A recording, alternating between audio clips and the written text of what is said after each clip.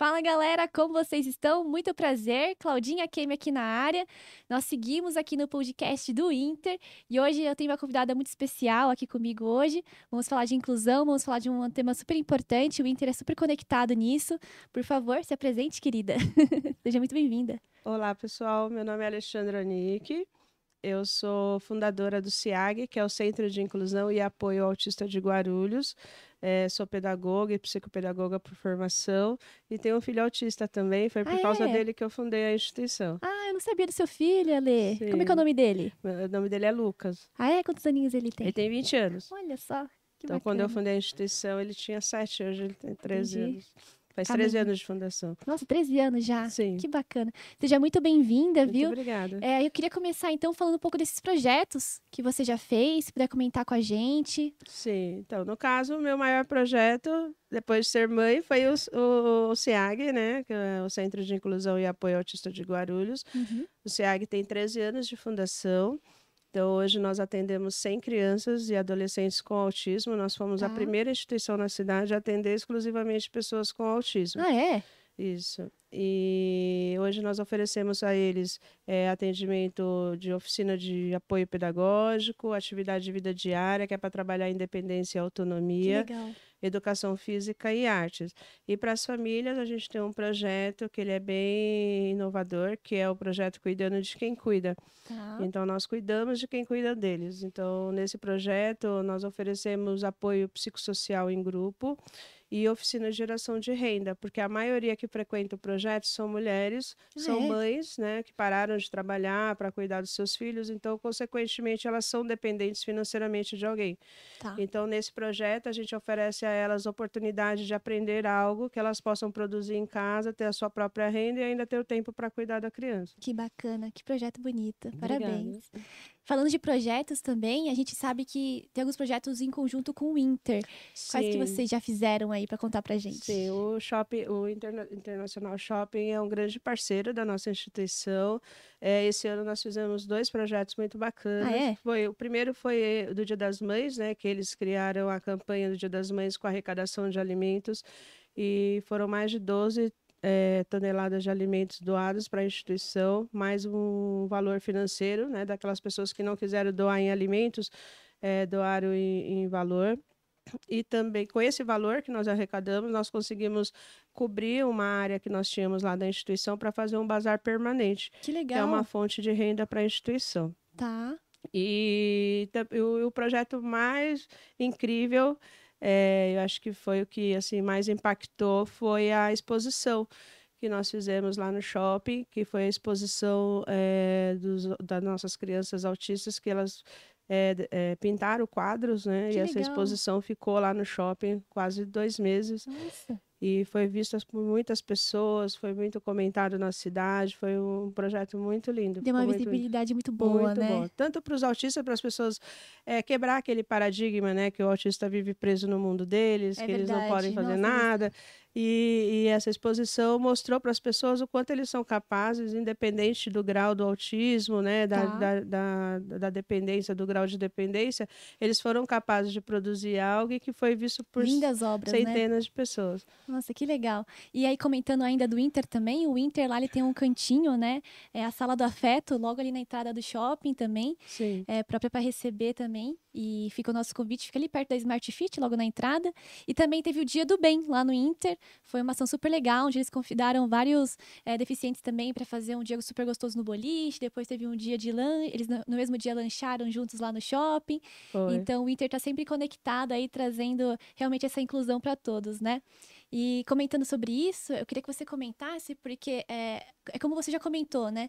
Trazer essa visibilidade, trazer esse conhecimento para as pessoas, mas eu imagino ainda como é difícil e quantas dificuldades ainda existem, né? Por mais que a gente tenha informação, tecnologia, internet trazendo para as pessoas um pouquinho de, como você disse, a autonomia deles, mas como é para você, né, entender qual é a sua maior dificuldade hoje, né, em trazer esse tema para as pessoas, tirar essas dúvidas? No caso, a gente faz um grande trabalho, né, de conscientização. As pessoas, eu acredito que hoje o preconceito ele está muito mais relacionado à falta de Eu conhecimento. concordo com você.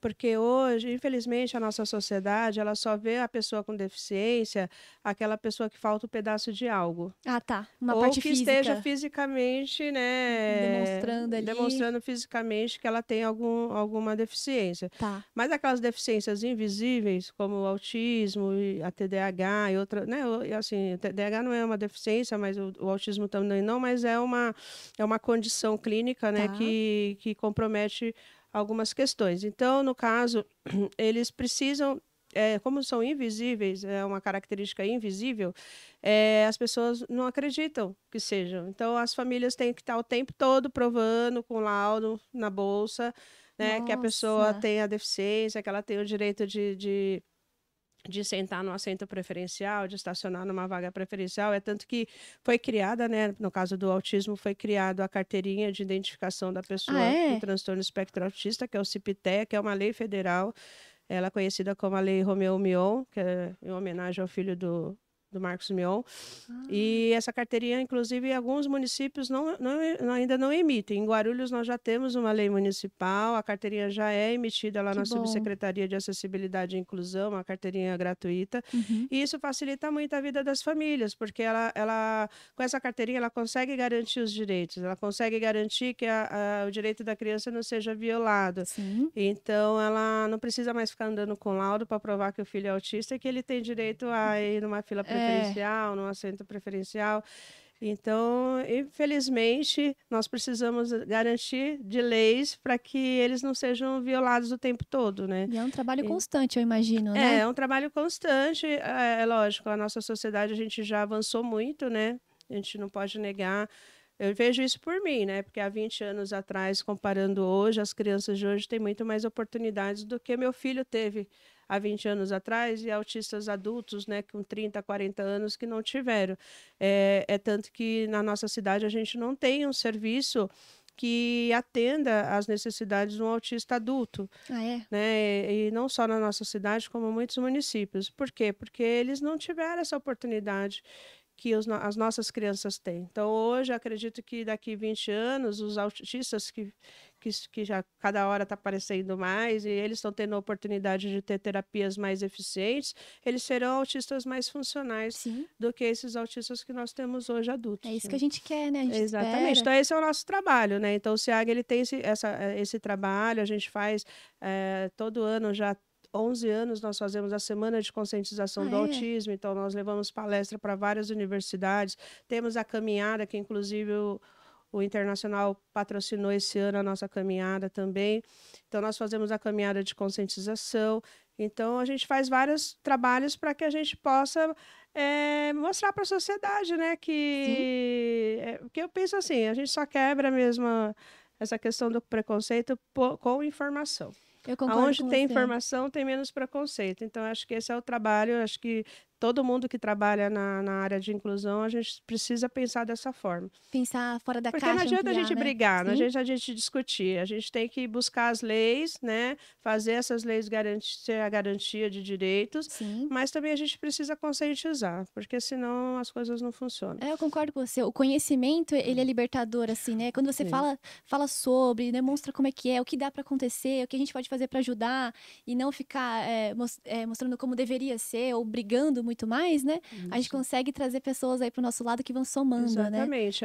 Hoje as famílias têm um grande desafio, né, que é a educação, que ainda as escolas não estão Hum, preparadas, né? Isso acho que é um dos grandes desafios da inclusão escolar, é, infelizmente. E quando a gente está falando de inclusão escolar, não é só escola pública, é escola particular. particular também, né? Então eles têm essa dificuldade, né, a resistência em investir, né? Porque precisa de investimento para poder preparar a escola para estar Sim, sim, com preparada, né, certeza. capacitada para atender essas pessoas.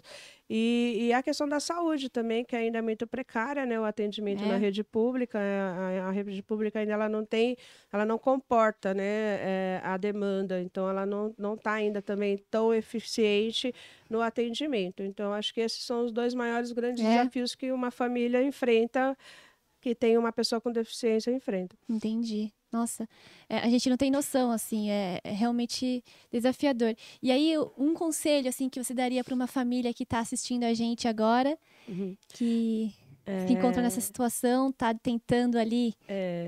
Que não desista dos seus filhos, né? Nem do seu filho, nem da sua filha. Eu acho que como que eu posso dizer? Que a família ela precisa entender quais são os seus direitos, buscar esses direitos, né? Porque tem muita lei e que muitas vezes não chega essa informação até a família. Então, ela tem que buscar esses direitos e fazer garantir, né? Esses direitos. É o primeiro passo. E não desistir. Né? Independente da condição da criança, do adolescente ou do adulto, se ele é leve, se ele é severo, se ele é moderado, não importa a condição. É nunca desistir que ele é capaz. Com Independente certeza. da limitação dele, ele é capaz de fazer algo. E aí focar nessa habilidade. Porque a gente foca muito nas dificuldades, né? Eu falo assim, a gente tem que focar sempre nas habilidades e em cima dessa habilidade a gente fazer com que eles possam se tornar uma pessoa o mais funcional possível. Com certeza. Né? Talvez curar a gente não cura, mas pelo menos deixar funcional, isso é possível. Então, eu sempre digo para as famílias, nunca desistam e não deixem de acreditar que eles possam ser uma pessoa funcional, que possa produzir dentro daquela limitação que ele tem. É verdade, é verdade. Eu acho que a família é o principal apoio, é a base, né? É a base que a gente tem. A família precisa aceitar, esse é o primeiro passo. Eu sempre falo isso, não existe terapia, não existe médico, não existe ninguém capaz de tratar uma pessoa com deficiência se a família não acredita, se a família não aceita, né? Então, acho que esse é um desafio da família aceitar primeiro. Acontece da família não aceitar o diagnóstico. Não aceita o diagnóstico, né? É normal, porque eu falo assim, ninguém está preparado para receber nenhum filho com deficiência. A gente sonha um filho perfeito que vai nos trazer... 100% saudável, a gente vai... Porque quando a gente está grávida, quem é mãe sabe, né? Quando a gente está grávida, a gente já projeta até com quem a nossa filha vai casar, quantos netos nós vamos ter. E aí, de repente, você chega a um diagnóstico que te tira todo esse sonho, te tira toda essa perspectiva. Então, eu sempre falo que a gente entra num processo de luto. É verdade. Porque a gente perde aquele filho que a gente idealizou, vem um filho que a gente não sabe nem por onde começar, não tem perspectiva nenhuma. Então, tem famílias que têm essa demora, né, em passar por esse processo de luto. Porque eu falo que o luto, ele tem 5 fases até chegar na aceitação. Então, a família, ela precisa passar por esse processo. Então, tem famílias que é mais rápido, tem famílias que demoram, tem famílias que nunca vai passar. Então, depende muito da maturidade, da questão emocional, familiar, estrutura. Então, assim, são vários fatores, né? Então, não dá para falar assim, vai sair desse processo em 1 mês, 2 meses, 3 meses, porque a gente depende muito da base. E eu falo, a família, ela é a base da pessoa. Independente se o filho é com deficiência ou não, a família é a base, né? Com certeza. Então, se a família está bem estruturada, as coisas funcionam. A gente vê como a família é a base, tanto que com o seu filho, você começou todo esse projeto, né? Queria que você falasse um pouquinho dele, como é que funciona, como é... Então, no caso do Lucas, o projeto do SIAG, eu sempre falo que ele não nasceu do amor. Ele nasceu da dor, né? Meu filho, ele precisou passar por ele passou por 2 maus tratos em 2 escolas aqui da cidade. E aquilo me revoltou muito na época, né?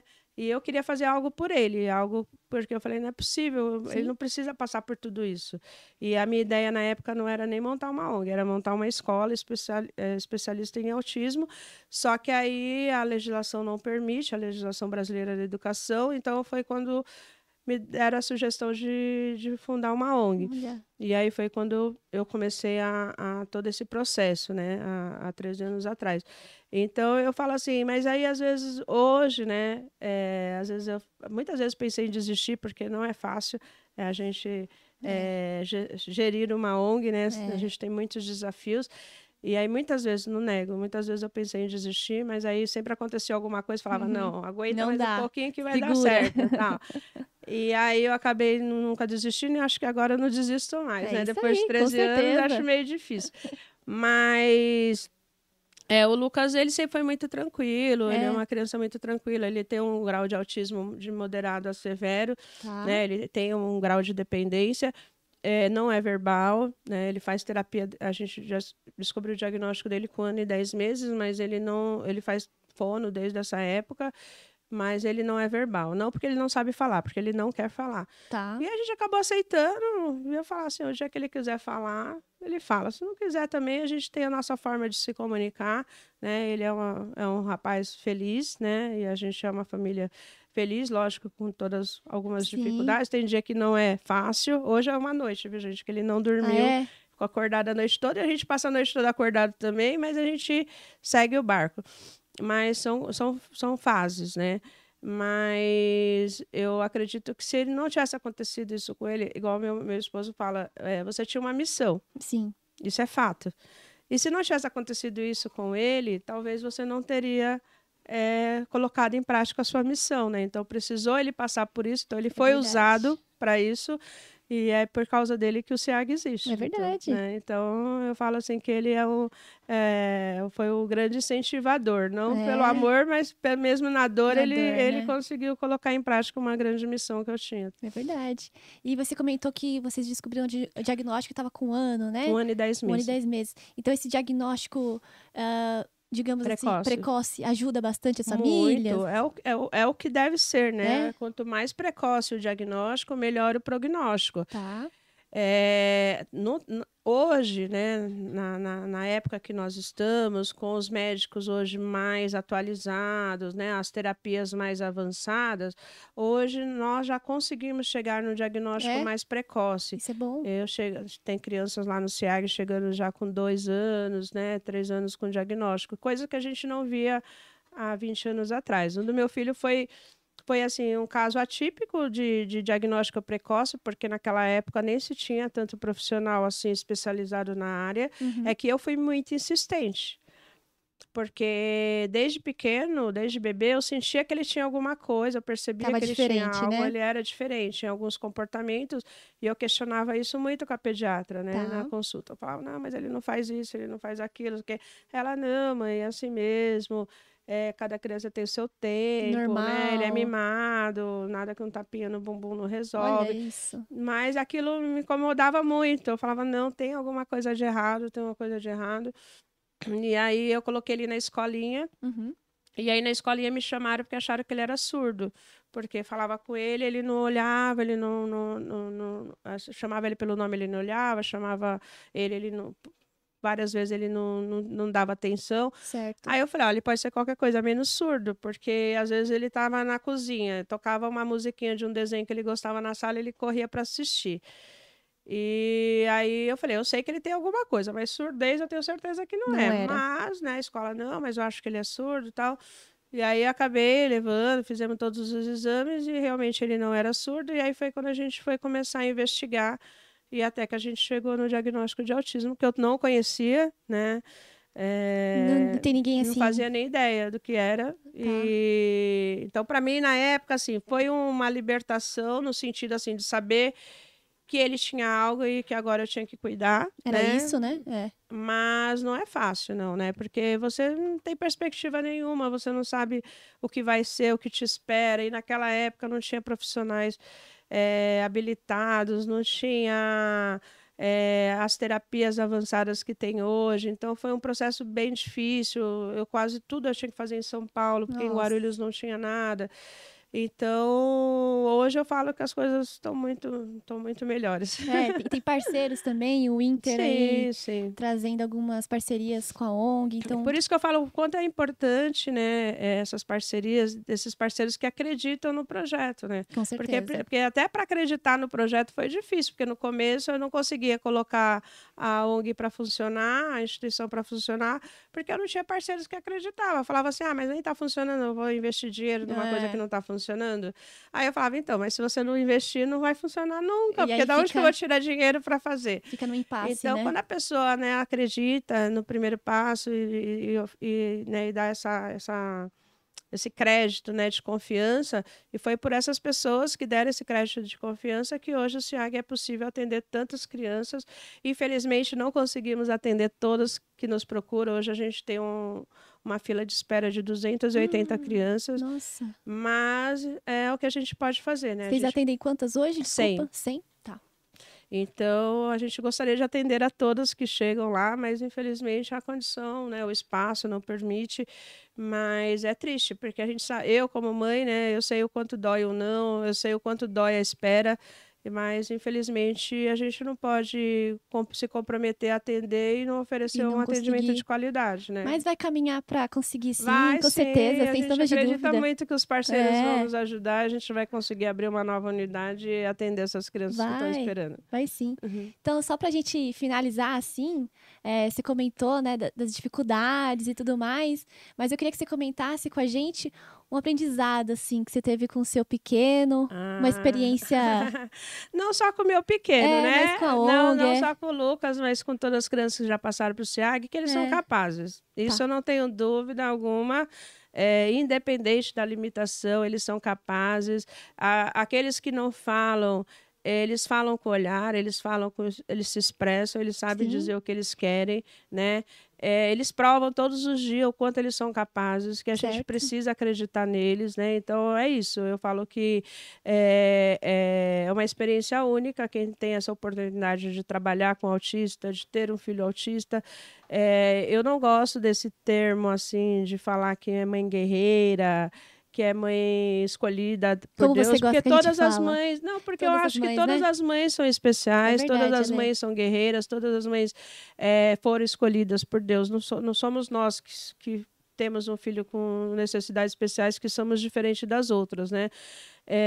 Então, eu nem uso muito esse termo, mas eu falo assim que a experiência é que a gente se torna pessoas melhores, isso É? com Mais certeza. humanas, né? Mais humanas, isso com toda certeza. E quem tem essa oportunidade de conviver com eles, com certeza também serão pessoas melhores. É por isso que eu acredito na inclusão, eu luto pela inclusão. Eu acho que toda criança com deficiência deve estudar numa escola regular, conviver com crianças que não têm deficiência, porque o aprendizado é de mão dupla, né? A criança com Sim, deficiência numa escola regular, ela aprende com as outras crianças, aumenta o seu repertório sim, social. E a criança que não tem deficiência, que estuda com aquela que tem deficiência, ela se torna, com certeza, um adulto melhor, com menos certeza. preconceituoso, porque ela conviveu com o diferente, É do né? convívio dela, né? Então, daqui a alguns anos não vai ter mais o diferente, porque Assim? todos nós somos iguais, né? Isso. Todos nós temos a nossa limitação, todos nós somos especiais. Sim, todos nós temos as nossas dificuldades, Exatamente. sejam físicas, mentais, né? Exatamente. Então eu falo, todos nós somos É especiais. verdade, nossa, boa Então, reflexão. Acho que a letra tem uma reflexão importante para nós. Realmente, a gente pensa muito nas questões físicas, às vezes, na mentais, limitação, nas a gente só pensa limitações. na limitação. Mas a gente não pensa que no fundo nós somos todos iguais, realmente. Exatamente. Bacana. Gente, esse foi o meu convite de hoje aqui junto com o Inter. Ale, queria te agradecer muito a sua Imagina, eu presença que aqui. agradeço Obrigada por o esse convite. bate-papo aqui. Obrigada, eu que Admiro muito acredito. você, o seu projeto. Obrigada. Tô torcendo muito aqui para que continue. Obrigada. Compartilha com a gente as redes, como é que a galera faz para encontrar. Sim. Quem puder ajudar também, de repente. Claro. O CIAG, a gente tem o nosso site, quem quiser acessar é www.ciag, com 2A, ciaag.org.br. A nossa sede está no Gopoúva, na rua Dr. José Maurício de Oliveira, 133. O nosso WhatsApp é o 11 4307 6634. E as nossas redes sociais é o CIAG, _. Desculpa. Sem problema. Ai, meu Deus, fugiu. É CIAG Guarulhos, o Facebook. E o